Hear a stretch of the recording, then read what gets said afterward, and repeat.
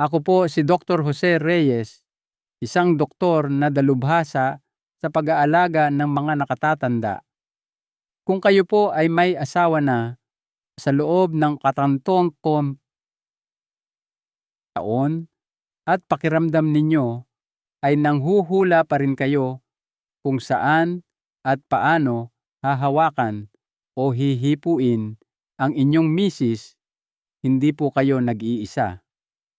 Sa katunayan, maraming mga kalalakihan sa kanilang edad 16, 70 at kahit 80 ang nasa ganyang sitwasyon.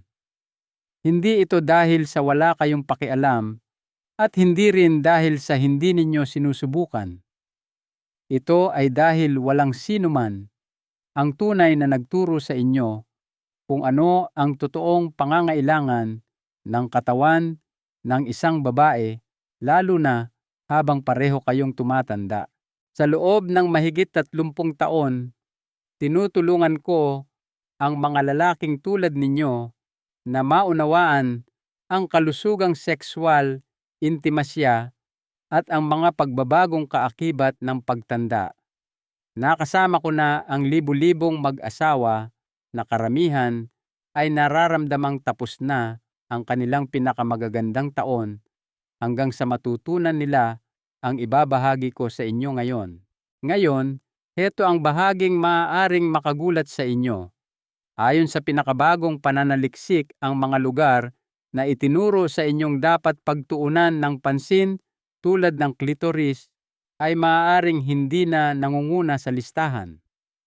Higit sa lahat, may mga bahagi na nais ng karamihan sa mga babae na iwasan ninyong hawakan, hindi dahil ayaw nila sa inyo, kundi dahil ang mga lugar na iyon ay maaaring sobrang sensitibo, masakit, o simpleng hindi na masarap sa pakiramdam. Sa artikulong ito, iisa-isahin ko ang 3 lugar na gustong-gusto ng mga babaeng higit 50 anyos na hinahawakan at 3 ayaw nila. At higit sa lahat, ipapakita ko sa inyo kung paano gamitin ang kaalamang ito upang maibalik ang tiwala, koneksyon at maging ang pananabik sa inyong pagsasama, gaano man katagal na itong nawala. Kaya't samahan ninyo ako dahil mamaya ibubunyag ko ang pinakahindi nauunawaang bahagi sa lahat, ang lugar na inaakala ng karamihang lalaki na nakapagpapa-excite ngunit lihim na kinatatakutan ng mga babae. Hindi ninyo gugustuhing makaligtaan iyon. Bago tayo magpatuloy, kung mahalaga sa inyo ang paksang ito at gusto ninyo ng mas tapat at batay sa pananaliksik na payo tungkol sa intimasya, pagtanda at koneksyon, mag-subscribe na po kayo sa channel na ito at itap ang bell para hindi ninyo makaligtaan ang mga susunod na episode. Sige, umpisahan na natin ang sadya ninyo rito. Batay sa pinakabagong pananaliksik na kinasangkutan ng daan-daang kababaihan, lalo na iyong mga nasa katanghaliang gulang at higit pa, mayroon na tayong mas malinaw na larawan kung saan talaga gustong hawakan ng mga babae, hindi lang sa pisikal na paraan, kundi sa paraang nagpaparamdam ng kaligtasan, pagtanggap at malalim na koneksyon. Kaya narito ang 3 nangungunang lugar na mas gusto ng mga babae na hinahawakan at kung bakit ang mga bahaging ito ay mas mahalaga kaysa sa inaakala ninyo, lalo na habang tayo ay magkasamang tumatanda. 1. Ang bukana ng puwerta, entrance of the vagina. Maaaring ikagulat ito ng maraming lalaki, ngunit para sa hindi mabilang na kababaihan, lalo na habang sila ay tumatanda, ang bukana ng puwerta ay isa sa mga lugar na may pinakamalakas na tugon sa emosyonal at pisikal na aspeto ng kanilang katawan. Hindi ito tungkol sa malalim na pagpasok o tindi. Ito ay tungkol sa presensya-pasensya at banayad na paghipo sa isang lugar na nagdadala ng kahinaan at tiwala. Sa paglipas ng mga taon, marami akong nakausap na babae na nagsabing ang partikular na lugar na ito, kapag nilapitan ng may pag-iingat, ay nagparamdam sa kanila na sila ay nakikita ligtas at ninanais sa paraang hindi kayang ibigay ng ibang haplos. Ito ang hangganan sa literal at simbolikong paraan kung saan nagsisimula ang koneksyon. At para sa mga babaeng nasa edad 60 o 70 na ang mga katawan, ay nagbago na maaaring nakaranas ng panganganak, menopause o mga medikal na pamamaraan. Ang lugar na ito ay may malakas na emosyonal na alaala. Kapag hinawakan ng masyadong mabilis o marahas, maaari itong maramdamang mapanghimasok.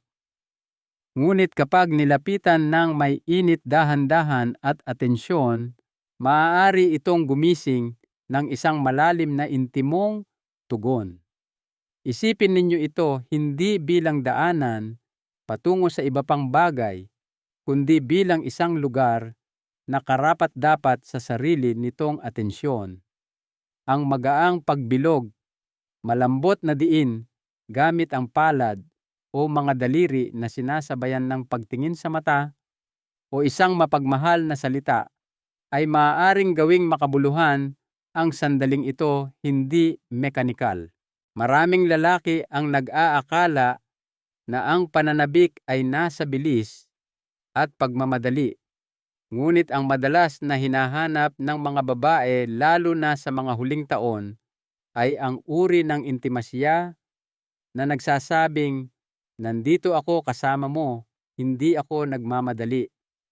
Hindi ito tungkol sa teknik, ito ay tungkol sa intensyon.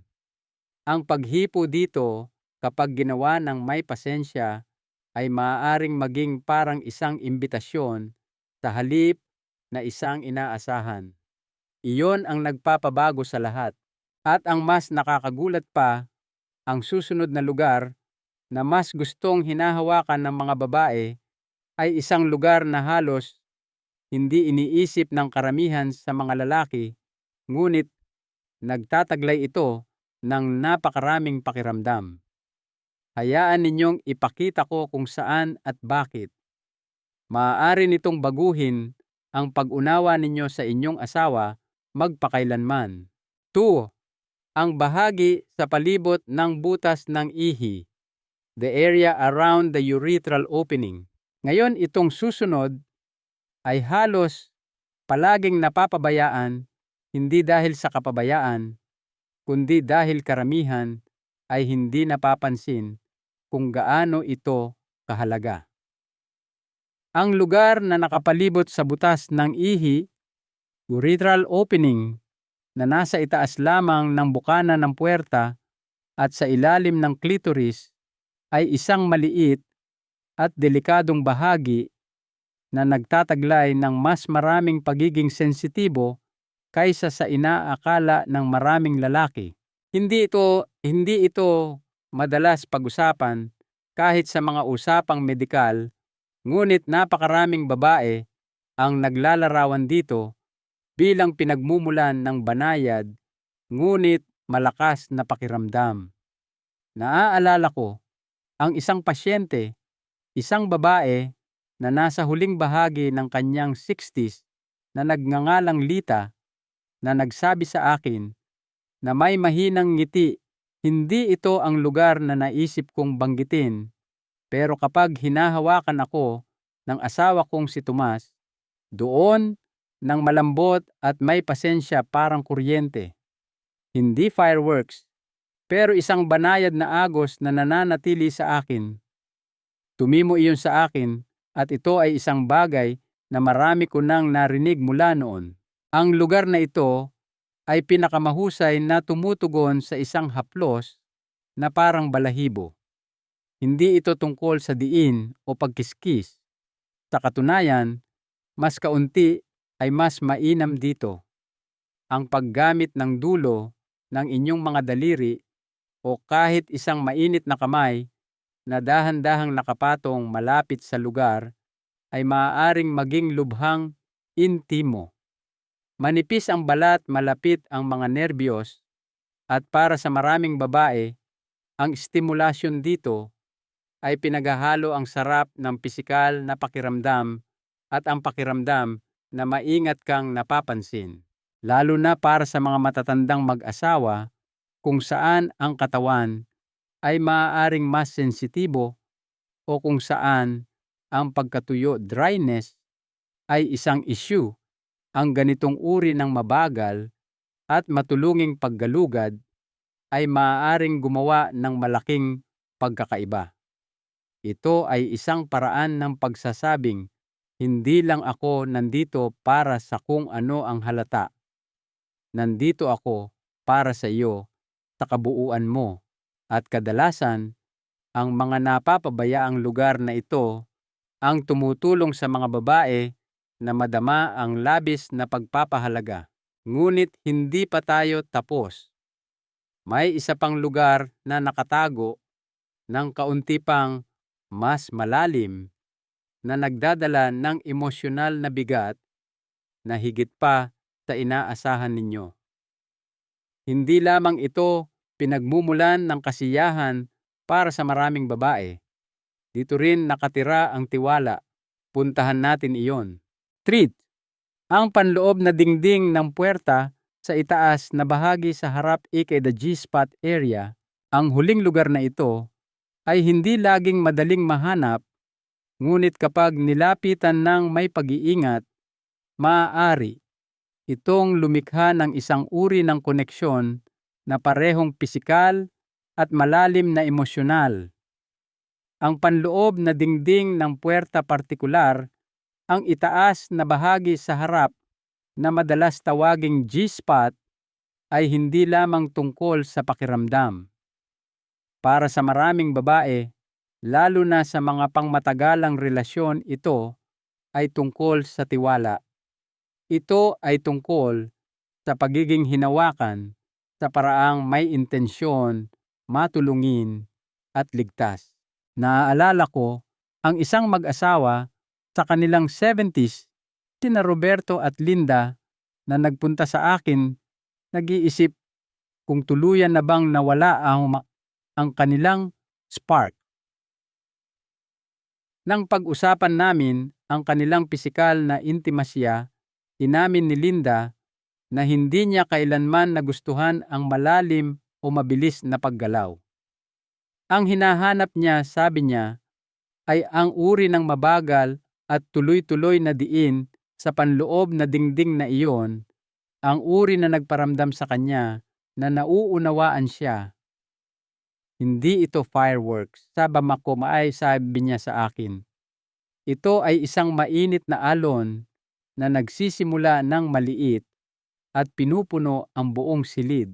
Ang panloob na dingding sa harap, mga ilang sentimetro lang sa loob at nakatagilid pataas patungo sa tiyan, ay pinakamahusay na tumutugon sa banayad at ritmikong diin, hindi sa pag-ulos.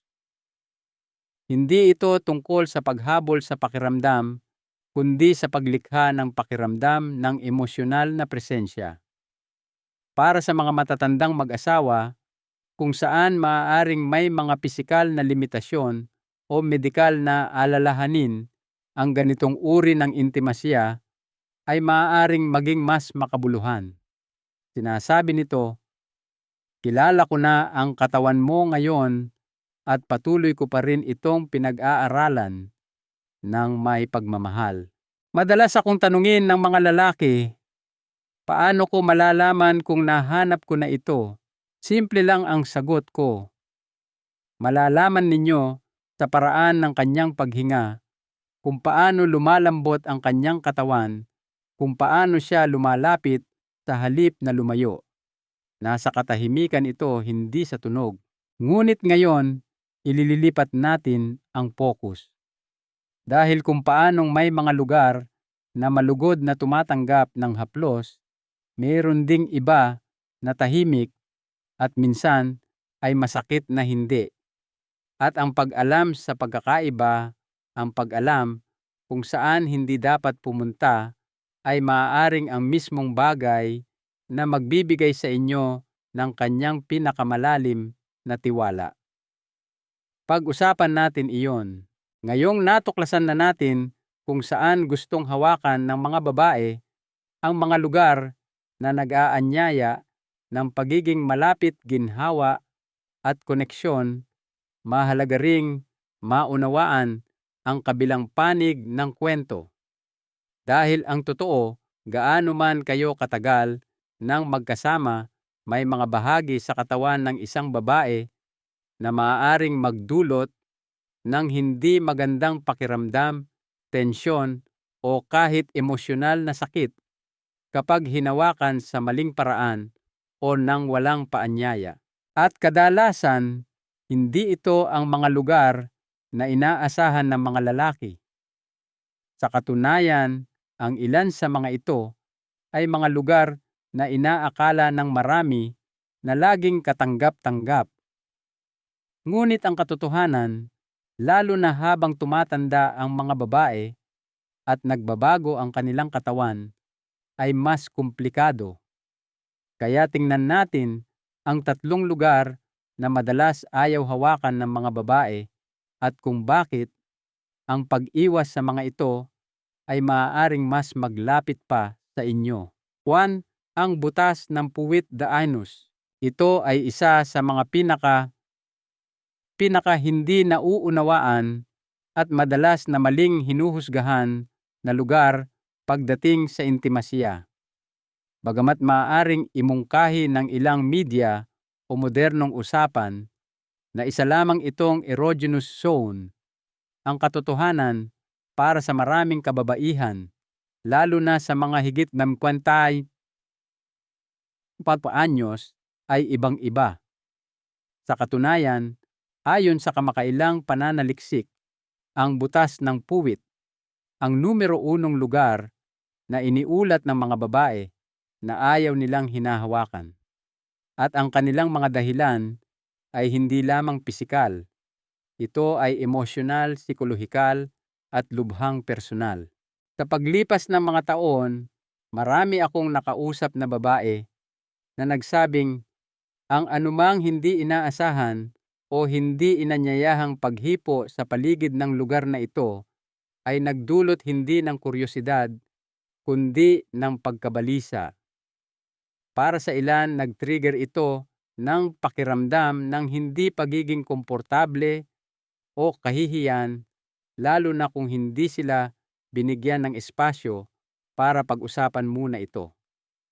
Para sa iba, lalo na sa mga nakaranas ng trauma o mga medikal na komplikasyon sa pagtanda, ang lugar na ito ay naging lugar ng proteksyon, hindi ng kasiyahan. Isang babae sa kanyang huling bahagi ng 60s, si Susan, ang nagsabi sa akin, "Hindi sa hindi ko mahal ang asawa kong si Miguel. Sana lang magtanong siya o mapansin niya ang pag-atras ng katawan ko sa halip na isipin niyang okay lang sa akin." Ang ganoong uri ng katapatan ang nais ipahayag ng napakaraming babae nang walang takot na masaktan ang pride ng kanilang asawa. Ang susi rito ay simple ngunit makapangyarihan respeto. Kung kayo ay hindi sigurado, magtanong ng malumanay ng walang pilitan. At kung ang sagot ay hindi, igalang iyon ng walang tanong-tanong. Ang tunay na intimasya ay hindi tungkol sa pagtulak sa mga limitasyon. Ito ay tungkol sa paggalang sa mga hangganan. At narito ang mas malalim na katotohanan: kapag ang isang babae ay nakakaramdam ng kumpletong kaligtasan mula sa hindi gustong paghipo, mas malamang na magbukas siya sa mga paraang hindi mo inaasahan. Ang ganoong uri ng tiwala ang nagpapatibay sa lahat ng iba pa. Ngunit may isa pang lugar, mas nakakagulat pa, na napasama sa listahan, isa na hindi kailanman mahuhulaan ng karamihan sa mga lalaki, subalit maraming babae ang tahimik na kinatatakutan ito. Ito ay isang bahagi ng katawan na madalas nating iniuugnay sa lalim at koneksyon, ngunit para sa ilan dito mismo nagsisimulang magsara ang lahat. Puntahan natin iyon. 2. Ang kwelyo ng matris the cervix. Ngayon, itong isang ito ay madalas na nakakabigla sa mga lalaki. Ang cervix ay madalas na hindi nauunawaan, minsan ay ginagawang romantiko bilang isang lugar ng malalim at matinding kasiyahan. Ngunit para sa maraming babae, lalo na sa mga higit 50 anyos, malayo iyon sa katotohanan. Sa katunayan, sa parehong pag-aaral na ating tinutukoy, ang cervix ay isa sa mga madalas na binanggit na lugar na nais iwasan ng mga babae na hipuin ng kanilang mga asawa sa panahon ng intimasya. Heto ang hindi napagtatanto ng marami. Ang cervix ay hindi isang mas malalim, mas masarap na lugar. Ito ay isang sensitibo at protektadong bahagi sa pinakadulo ng vaginal canal. At kapag hinawakan ng masyadong agresibo o kahit hindi inaasahan, maaari itong maging hindi komportable kahit masakit. Para sa mga babaeng dumaan na sa menopause, nagkaanak o nakaranas ng mga isyung gynecological, ang pagiging sensitibo na iyon ay maaaring tumaas ng malaki. Naaalala ko ang isang babae sa kanyang unang bahagi ng 70s, si Patricia, na nagsabi sa akin na sa tuwing sinusubukan ng kanyang asawang si Bill na abutin ang pinakamalayong posible, naghahanda siya, hindi dahil sa takot, kundi dahil sa pag-asam ng hindi magandang pakiramdam. Hindi niya alam kung paano ito ipaliwanag. Ayaw niyang saktan ang kanyang kumpiyansa, ngunit tahimik niyang hinihiling na sana alam nitong hindi iyon masarap sa pakiramdam. Dito nagiging mas mahalaga ang pakikinig kaysa sa performance. Ang mas mabagal na paggalaw, mas mababaw na lalim, at pagtatanong kahit sa isang simpleng "okay lang ba ito sa iyo" ay maaaring gumawa ng malaking pagkakaiba. Para sa maraming babae, ang kailangan nila ay hindi mas matinding kilos, kundi mas maraming atensyon. Kung kayo ay isang lalaki sa inyong 60s o 70s na sinusubukang buhayin muli ang intimasya, ang pag-alam kung saan hindi dapat pumunta ay kasing makapangyarihan ng pag-alam kung saan hahawak. At kapag iginagalang ninyo ang mga hangganang iyon, may ibang bagay na nagbubukas emosyonal na kaligtasan, tiwala, at tunay na koneksyon. Ngayon, ang susunod na lugar ay maaaring talagang makagulat sa inyo. Ito ay isang lugar na hinawakan na ng karamihan sa mga lalaki nang hindi nag-iisip, ngunit para sa ilang babae, ito ay naging sobra na. Pag-usapan natin ito dahil ang pag-unawa kung bakit ay maaaring magbago sa paraan ng inyong paghipo magpakailanman. 3. Ang mga utong the nipples. Ngayon, ito ay maaaring ikagulat ninyo. Sa loob ng maraming taon, sinabi sa atin na ang mga utong ay isa sa mga pinaka-erotikong bahagi sa katawan ng isang babae, at para sa maraming babae, totoo iyon.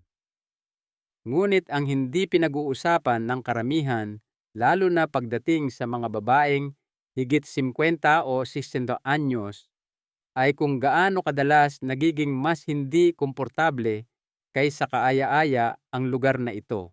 Ang mga pagbabago sa hormone, lalo na pagkatapos ng menopause, ay maaaring lubhang magpataas ng pagiging sensitibo sa tissue ng dibdib.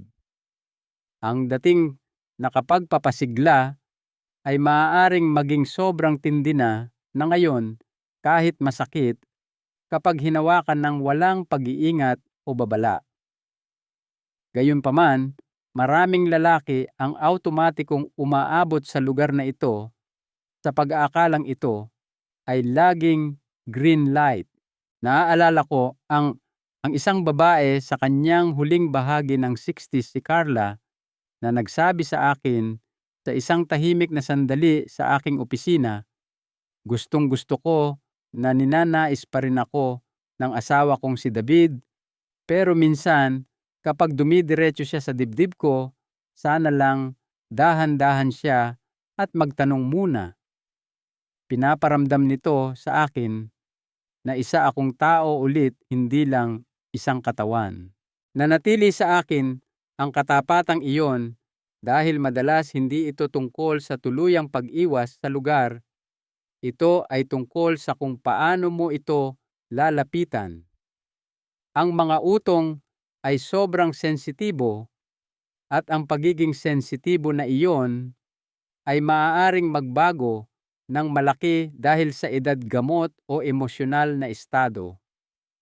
Sa ilang araw, ang isang magaang haplos ay maaaring maging kahanga-hanga. Sa ibang araw, maaaring sobra na ito. Ang pagkakaiba ay hindi laging predictable. Kaya ang susi rito ay presensya, ang pagpansin sa kanyang paghinga, sa lengguwahe ng kanyang katawan, o simpleng pagtatanong sa malumanay na boses. Okay lang ba ito ngayong gabi? Kapag nagpakita kayo ng ganyang pag-iingat, hindi ninyo lang hinahawakan ang kanyang katawan. Sinasabi ninyo sa kanya na nagbibigay kayo ng atensyon, na kayo ay mausisa pa rin, na patuloy ninyo siyang pinag-aaralan kahit pagkatapos ng lahat ng mga taon. Ang ganyang uri ng intensyon ay nagtatayo ng ibang uri ng intimasya, isa na nagtatagal. At kung iniisip ninyo kung paano ito, lahat na babagay sa mas malaking larawan, kung ano ang ibig sabihin nito para sa inyo bilang isang lalaki na nais pa ring makaramdam ng pagiging malapit, kailangan at konektado, manatili kayo sa akin. Dahil ang susunod kong ibabahagi ay maaaring magbago ng inyong pananaw sa susunod na kabanata ng inyong buhay. Isang paalala para sa mga lalaking nagnanais pa rin ng koneksyon: kung narito pa rin kayo, nakikinig ng mabuti, may mahalaga itong sinasabi tungkol sa inyo. Sinasabi nito na may pakialam kayo hindi lang sa pisikal na haplos, kundi sa koneksyon, sa pagiging malapit, sa pagpapakita sa inyong asawa sa paraang mahalaga pa rin kahit pagkatapos ng lahat ng mga taon. At kung walang nagsabi nito sa inyo kamakailan, hayaan ninyong ako na ang magsabi ngayon, mahalaga iyan. Mahalaga kayo.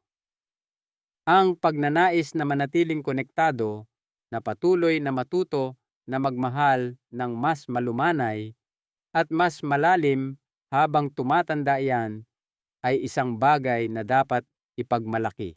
Napakaraming lalaki sa kanilang 60s, 70s at kahit 80s ang lumalapit sa akin na nag-iisip kung pinalampas na ba nila ang kanilang pagkakataon.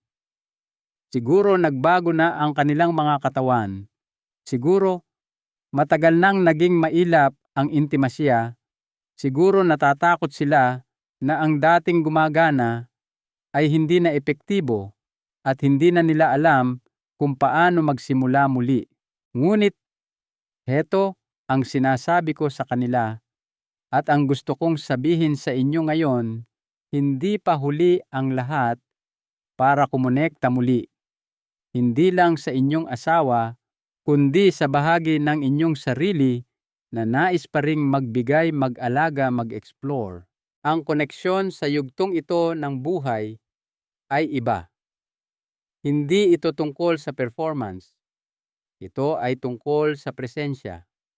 Ito ay tungkol sa pagpaparamdam sa inyong asawa na ligtas siya, nakikita at pinahahalagahan hindi lang para sa kanyang katawan, kundi para sa kanyang buong pagkatao. At kapag pinangunahan ninyo iyan ng ganyang intensyon, may magandang nangyayari. Nagsisimula siyang magbaba ng kanyang depensa, lumalambot ang mga pader, bumabalik ang tiwala, at mula sa lugar na iyon, maaaring magsimula muli ang tunay na intimasya. Kaya huwag kayong sumuko. Huwag ninyong isipin na tapos na. Minsan, ang pinakamakabuluhang mga kabanata sa pag-ibig ay dumarating hindi sa simula, kundi sa tahimik at matatag na mga taon sa huli. Ngayon, habang tayo ay nagtatapos, may isang huling kaisipan akong gustong iwan sa inyo, isang bagay na simple, ngunit makapangyarihan, isang paalala na maaaring humubog muli sa paraan ng inyong paghipo, pagsasalita at pagmamahal mula sa puntong ito. Magtapos tayo dyan. Huling kaisipan. Kung may isang bagay na sana ay makuha ninyo mula sa usapang ito ay ang katotohanang ang intimasya ay hindi kumukupas sa pagtanda. Ito ay nagbabago lamang. At kasama ng mga pagbabagong iyon ay isang paanyaya na magdahan-dahan, na matutong muli, na makinig ng mas maigi kaysa dati. Dahil ang mahalaga ngayon ay hindi kung gaano karami ang alam ninyo o kung gaano karami ang naaalala ninyo mula sa nakaraan. Ang mahalaga ay kung gaano kayo kahandang maging presente sa kasalukuyan kasama ang taong pinili ninyong mahalin.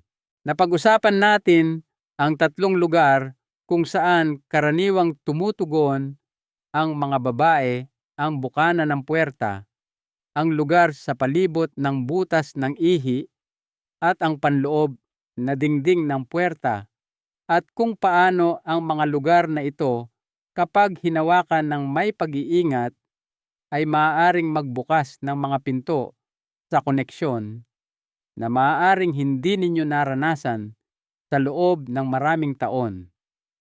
Sinaliksik din natin ang mga lugar na madalas nais iwasan ng mga babae na hipuin ng kanilang mga asawa, ang butas ng puwit, ang cervix, at sa ilang pagkakataon, ang mga utong, hindi dahil hindi sila nagtitiwala sa inyo, kundi dahil ang kanilang mga katawan ay humihingi na ng iba-isang bagay na mas banayad, mas mabagal, mas maalalahanin. At marahil baka sakali ang yugtong ito ng buhay ay hindi tungkol sa pagpapaningas muli ng kung ano ang dati, kundi sa paglikha ng isang bagay na ganap na bago, isang bersyon ng intimasya na binuo hindi sa pagmamadali, kundi sa pag-unawa, hindi sa rutina, kundi sa muling pagtuklas. Nakita ko ang pagbabagong ito sa napakaraming mag-asawa, ang sandali kung saan pinipili ng isang kapareha na makinig, tunay na makinig, at lahat ay nagbabago. Ito ay tahimik, ito ay malambing, at ito ay totoo. Kaya kung naghahangad pa rin kayo ng pagiging malapit, kung inaasam ninyo pa rin na mas lumapit siya, na mas magtiwala siya sa inyo, alamin ninyo. Nagsisimula ito hindi sa inyong mga kamay, kundi sa inyong atensyon, sa inyong kahandaang magtanong, matuto mag-alaga sa paraang Hindi lang ang kanyang katawan ang nahahawakan, kundi pati ang kanyang puso. Iyon ang uri ng haplos na nagtatagal. Mahalagang aral sa buhay mula kay Dr. Reyes. Ang pinakadakilang aral na natutunan ko bilang isang doktor at bilang isang lalaki ay ang tunay na koneksyon ay hindi tungkol sa pagkakaroon ng lahat ng sagot. Ito ay tungkol sa pagkakaroon ng sapat na tapang para magtanong at sapat na kababaang loob para makinig sa mga sagot gaano man karaming taon na ang inyong pinagsamahan. Sa espasyo ng kuryosidad at kahinahunan na iyon ang pag-ibig ay hindi lamang nakakaligtas, kundi yumayabong. Ano ang isang bagay na natutunan ninyo tungkol sa inyong asawa na ikinagulat ninyo? Ibahagi ang inyong mga saloobin sa mga komento sa ibaba. Ang inyong karunungan ay maaaring eksakto kung ano ang kailangang marinig ng ibang lalaki. At kung ang artikulong ito ay tumatak sa inyo, mangyaring mag-subscribe sa aming channel at ibahagi ito sa isang kaibigan o miyembro ng pamilya. Hindi ninyo alam kung sino ang maaaring mangailangan na marinig ang mensaheng ito ngayon.